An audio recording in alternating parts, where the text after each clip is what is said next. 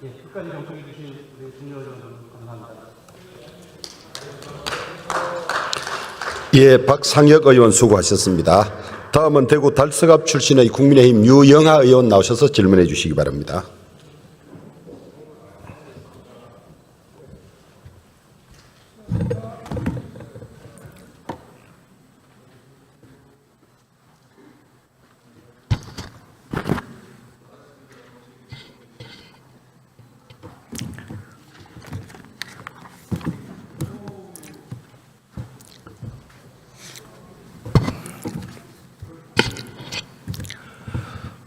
존경하는 국민 여러분, 조영 국회 부의장을 비롯한 선배 동료 의원 여러분, 김민석 국무총리를 비롯한 국무위원 여러분, 국민의힘 대구 달서갑 국회의원 유영하입니다. 지금 대한민국은 수도권 일극체제란 말로 대변될 만큼 수도권과 지방의 격차는 커져 있습니다. 따라서 수도권 일극체제를 완화하고 지방주도 성장을 실질적으로 견인하기 위해서는 정책 전환이 필요하다고 봅니다. 오늘 저는 용인 반도체 클러스터의 추진 계획이 적절한지를 검토하고 반도체 산업의 지방 분산이 왜 필요한지에 대해서 질의드리도록 하겠습니다.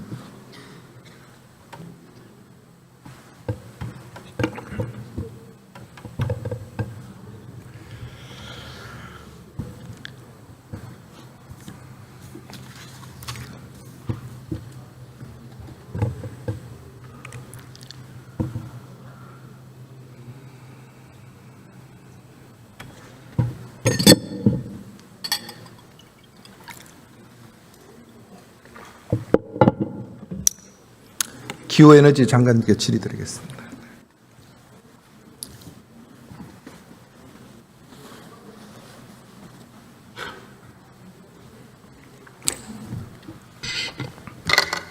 네. 예. 지난 1일 이 대통령께서 2020년 신년사에서 이렇게 말씀하셨습니다. 성장 패러다임의 대전환과 관련해서 수도권 중심 성장이 아닌 지방주도 성장을 강조하면서 에너지가 풍부한 남부 반도체 벨트 구축을 제시한 바 있습니다. 이런 대통령의 기본 취지는 장관도 동의하시죠? 네, 그렇습니다. 그렇습니다. 지금 용인은 장관께서 아시다시피 삼성전자, SK하이닉스가 총 960조를 투자해서 반도체 팹 10기를 건설하고 하려고 하고 있지 않습니까? 그렇습니다. 이 반도체 팹에서 가장 중요한 건 가장 안정적인 전력 공급과 용수 공급인 건 장관도 알고 계시죠? 그렇습니다. 그렇습니다. 장관 혹시 여기 용인 반도체 클러스터에 들어가는 필요한 반도체 팹 10기에 대한 전력이 얼마인지 알고 계십니까? 총 합해서 15기가 정도. 그렇습니다. 원자로 15개 정도의 분량의 전력입니다. 구체로 보면 이제 삼성 반도체 6기 팹에 9기가와트, SK 하이닉스 4개 반도체 팹에 6기가와트가 필요합니다. 5.5 정도. 그렇습니다. 그래서 지금 저는 이 반도체 용인 클러스터의 이제 전력과 용수에 대해서 문제점을 좀 설명을 드리겠습니다. 먼저 구체적 공급 계획을 보면 9기가와트가 필요한 삼성에 보면요, 3기가와트는 한전가 전력 공급이 되어 있고 3기가와트는 LNG 발전소로 충당한다고 그렇게 계획돼 맞습니까? 네, 삼성은 우선 1차로 그렇게 돼 있죠. LNG를 먼저 공급하고 2차부터는 이제 고압망을 통해서 전기를 공급하게 되어 있습니다. 그래서 그리고 지금 현재까지는 3기가와트에 대한 전력 확보 계획은 아직 없는 걸로 제가 알고 있고요. 1차로 먼저 확보는 되어 있고요. 2차부터 지금 계획을 세워야 되는 단계입니다. 예. 자, SK 하이닉스는 3기가는 확보된 상태에서 나머지 3기가는 이제 지방도 318호 지방도를 확충하면서 그다음 하부 공간에 전력망을 구축하는 걸로 이렇게 되어 있죠. 맞습니까? 네, 예. 그래서 여쭙겠습니다. 정부 계획대로 이제 이 전력안이 되더라도 결국은 전기를 송전받으려면 송전선로와 고압 송전탑이 필요한 걸 알고 계시죠? 그렇습니다. 네, 맞습니다. 장거리 송전 경우에는 전압이 떨어져서 정전의 효과 위험성도 그보다 큰 거는 그 지역 주민들이 과연 용인할 수 있냐의 문제입니다. 장관 잘 아시다시피 밀양 사태 알고 계십니까? 네. 그렇습니다. 2005년부터 2014년까지 약 9년간에 걸쳐서 밀양 송전탑, 구체적으로 말하면 밀양 주민과 한전과의 격화된 시위로 2분이 사망한 것도 알고 계시죠? 네. 그래서 제가 여쭙습니다. 서해안 근역의 전력을 용인 반도체 클러스터에 송전을 시키려면 호남을 통해서 충청도를 통해서 고압 송전탑이 설치되고 송전선로가 설치되어야 됩니다. 알고 계시죠? 그렇습니다. 이제 언론에 보면은 이 송전선로 건설을 둘러싸고 호남과 충청 지역 주민들의 반대가 극렬하다고 듣고 있습니다. 화면 좀 띄워보실까요? 작년 12월에 초고압 송전탑 건설 반대 전국 행동이 출범했다는 기사를 보신 적이 있습니까? 네. 전국 조직이 출범할 만큼 격렬하게 반대하고 있습니다. 이 변전소가 들어서 있는 경기도 안성과 하남에서 시의회에서도 결사 반대하고 있습니다. 만에 하나 지역 주민들이 반대해서 송전탑이 설치가 되지 않고 송전역 개설이 되지 않으면 전력 송급이 안 된다고 봅니다. 이런 사태가 됐을 경우에는 반도체 폐백 공장은 완성됐는데 전기가 없어서 공장이 돌아가지 않는 사태도 일어날 수 있다고 봅니다. 거기에 대한 보관을 갖고 계십니까? 네, 이제 그런 문제들 때문에 이 송전망 관련 특별법이 만들어져서 주민 의견 수렴도 보다 철저히 하고 건설 과정에서 여러 가지 주민 피해를 최소화할 수 있는 대책도 만들고요. 보상도 보다 철저하게 할 수 있는 대책을 만들어서 추진 중에 있습니다. 알겠습니다. 자, 지금 정부에서 말씀하신 아까 장관께서 말씀하신 LNG 발전소에서 3기가와트를 이제 충당한다고 말씀하셨는데 제가 알기로는 이재명 정부는 RE100 소위 말 RE100 재생에너지 RE100이나 2050년 탄소 중립화를 목표로 하고 있죠. 그렇습니다. 그러면 장관 생각하실 때 LNG 발전소가 이 정부 기조에 맞다고 생각하십니까? 단기적인 대책으로 우선 LNG 발전소를 하는데 장기적으로 보면 그 LNG 발전소도 장기적으로는 수소 혼소 내지 수소 전소로 바꿔서 탄소 중립으로 가야 된다고 생각합니다. 그렇습니다. 유엔사나 기후변화 정부간 협의체 IPCC에 따르면 LNG 발전의 탄소 발생량이 1kW당 LNG는 490g입니다. 석탄 발전소 810g보다 적지만은 두 번째로 많습니다. 네. 그리고 장관께서 지난번에 그 12월 에너지 믹스 정책 토론에서 이렇게 말씀하셨습니다. 기후 대응을 위해서 석탄 발전소, 가스 발전소도 결국은 퇴출시켜야 된다 이렇게 말씀하셨죠. 우선 석탄을 먼저 퇴출하고 그다음에 LNG는 비상용 전원으로 그러면은 지금 줄여나가- 장관 말씀대로 3기가와트 LNG 발전소를 우선 건설해서 공급을 하고 난 다음에 그다음에 퇴출시킨다 그랬는데 그럼 처음부터 이게 탄소 중립화에 맞지도 않고 정부 규제와 맞지도 않고 이재명 대통령이 주장하는 RE100도 맞지 않으면은 이 계획은 다시 재검토해야 된다고 생각을 해본 지 않았습니까? LNG 발전소는 그 발전의 특성상 수소 발전소로 전환하는데 크게 어려움이 없는 게 또 특징입니다. 그래서 LNG 발전소를 돌리다가 그린 수소나 핑크 수소를 싸게 생산해서 수소 발전으로 전환하면 LNG 발전소는 충분히 그 가치가 있다고 판단합니다. 차라리 그렇게 전환이 쉬울 것 같으면 처음부터 저는 원칙대로 가는 게 맞다고 봅니다. 지금은 이제 그린 수소가 좀 비싸서 알겠습니다. 에러가 좀 있습니다. 두 번째 이제 아까 제가 용수 말씀을 드렸습니다.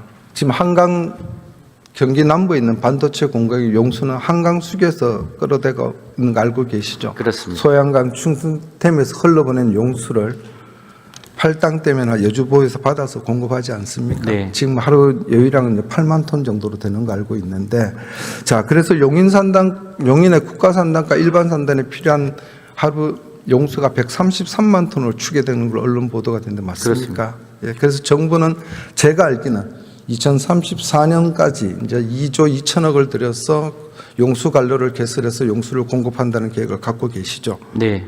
자, 이 계획이 맞으면 이렇습니다. 지금 현 단계에서 수도권의 생활용수나 또는 공업용수가 더 이상 필요하지 않다는 전제가 성립돼야 되는 것입니다. 장관님 말씀드린 지금 팔당 치수당을 치수로 쓰는 지자체가 모두 몇 개인지 아십니까? 24개입니다. 네. 24개에 1,400만 명이 생활 공급 또는 공장 용수로 사용하고 있습니다. 근데 지난 정부에서 이번 정부에서 지난 9월 7일입니다. 아까도 좀 동료 의원 질의 과정에서 나왔는데요. 9월 7일 주택 공급 확대 방안을 이 정부가 발표했습니다. 그때 수도권에 총 135만 원을 공급한다고 얘기를 했습니다. 그중에 이제 재건축, 재개발이 36만 5천 호, 빼면 98만 5천 호가 남습니다. 혹시 이 98만 5천의 생활용수에 일일 용수 필요한 용수가 얼마인 줄 알고 계십니까? 네. 제가 미처 추계 못해요. 제가 말씀드리겠습니다. 다 아실 수는 없을 것 같고요. 서울물연구원의 연구 결과입니다. 주택 공급 98만 5천 호의 생활용수가 공급되려 그러면 56만 톤이 필요하다고 봅니다. 그럼 아까 제가 말씀드린 대로 정부 추계대로 용수 관로가 건설된다고 하더라도 정부 발표대로 수도권에 135만 호가 공급되면 생활용수가 빠지게 되지 않겠습니까? 그럼 정부가 처음 예상했던 반도체 용수 공급은 저는 차질이 있다고 생각합니다. 이 부분 좀 검토해 주시기를 바라고요. 네, 한 그래서 가지 더 일부는 말씀. 예, 저 하수도를 재활용. 그건 제가 알고 있어요. 예, 그게 방송 하우스 재활용한 게 통해서 12만 톤입니다. 네. 근데 제가 말씀드린 걸 다 포함해서 말씀을 드렸기 때문에 제가 말씀드린 거 한번 검토를 부탁드리겠습니다. 네. 자, 이어서 시간이 많이 갔는데 하나 더 말씀을 드리겠습니다. 화면을 좀 띄워보실까요? 이게 저희랑 이제 경쟁 관계에 있는 대만 TSMC 기업의 반도체 팹 분산도입니다. 저게 보면은 신주과학단지에서 타이중에 집중하지 않고 신주 가오슝까지 277km를 거쳐서 서해안에 분산되어 있습니다. 그 다음 화면 좀 보실까요? 일본입니다. 일본 반도체 리피더스도 홋카이도에 이 반도체 팹을 걸성하고 있습니다. 이것은 독일 엑스팹이나 미국 마이크론, 인텔도 마찬가지입니다. 혹시 장관이 이렇게 반도체 팹을 하는 이유를 알고 계십니까? 네, 뭐 여러 가지 이 국가안보 차원에서도 그렇고 경제안보 차원이나 지진 문제 등등을 고려해서 분산하는 걸로 알고 있습니다. 네, 정확합니다. 그렇기 때문에 이 첨단 설비를 24시간 동안 가동에 대한 반도체 공장은 장관님 말씀대로 자연재해나 또는 뭐 전쟁 이런 데 안보 위협에 대응하기 위해서 분산 배치가 맞습니다. 자, 제가 이렇게 말씀드리는 것은 이 용인에 지금 있는 반도체 클러스터를 완전히 무효화시키자는 것이 아닙니다. 이런 문제점이 있기 때문에 그럼 지금 정부가 추정한 대로 수도권 일각체제도 하고 지방 주도 성장을 같이 가려면 이 반도체를 분산해야 된다고 말씀을 드리는 겁니다. 그런 점에서 저는 이렇게 제안을 드리고 싶습니다. 제가 말씀드린 전력이나 또는 용수나 입지 조건이 가장 최적화된 데 저는 대구 경북이라고 봅니다. 왜냐하면 아시다시피 대한민국 원전의 절반이 13개가 경북에 있습니다. 그리고 한강 다음으로 수계가 풍부한 것이 낙동강 수계입니다. 그리고 장관이 아시다시피 반도체 운송은 항공으로 운송되는 거 알고 계시지 않습니까? 네. 그렇습니다. TK 신공항이 개척되었고 신공항 주변에 첨단 산업단지가 들어서게 되어 있습니다. 그러면 구미와 군위를 거쳐서 대구 경북의 반도체 클러스터를 저는 유치할 수 있다고 봅니다. 이 문제는 비단 지역 이기주의의 문제는 저는 아니라고 봅니다. 그래서 아마 지금 삼성이나 SK 측에서도 지난 정부의 말을 믿고 이 산단에 들어왔다가 지금은 이 과연 전력 공급이 될 수 있을지 안정적인 용수 공급이 될 수 있을지 많은 고민이 있다고 봅니다. 이럴 때 정부가 나가서 파격적인 인센티브를 제공하면 기업이 저는 움직일 수 있다고 봅니다. 그래서 적극적으로 좀 검토를 해 주시기를 부탁드리겠습니다. 예, 들어가시면 좋겠습니다. 총리님 잠깐만 앞으로 모시겠습니다.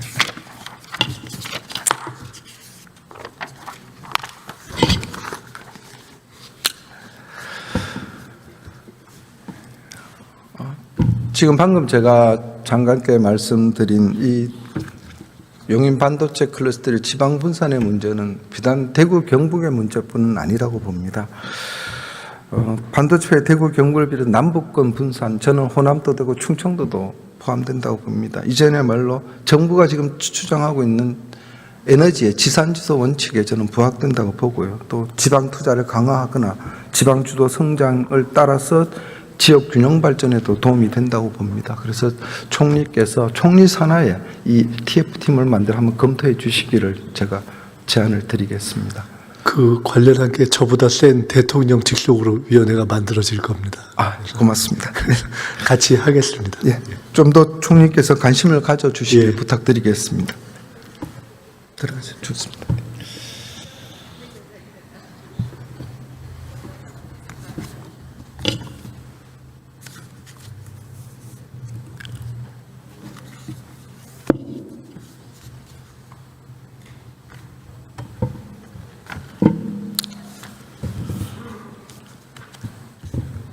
방금 제가 말씀드린 용인 반도체 클러스터 3단의 지방 이전은 많은 문제를 동시에 해결할 수 있습니다. 우선 전력 문제가 해결되고 송전선 건설 부담이 사라집니다. 그리고 아리백의 이행에 필요한 재생에너지 확보나 또는 수도권과 지방 간의 전력 수급 불균형도 완화가 용이해야 됩니다. 무엇보다도 인구 감소와 산업 공동화로 소멸 위기에 처한 지방도 해상할 수 있을 것입니다. 그리고 수도권 일각 체제를 극복할 수 있다고 봅니다. 경청해 주셔서 감사합니다.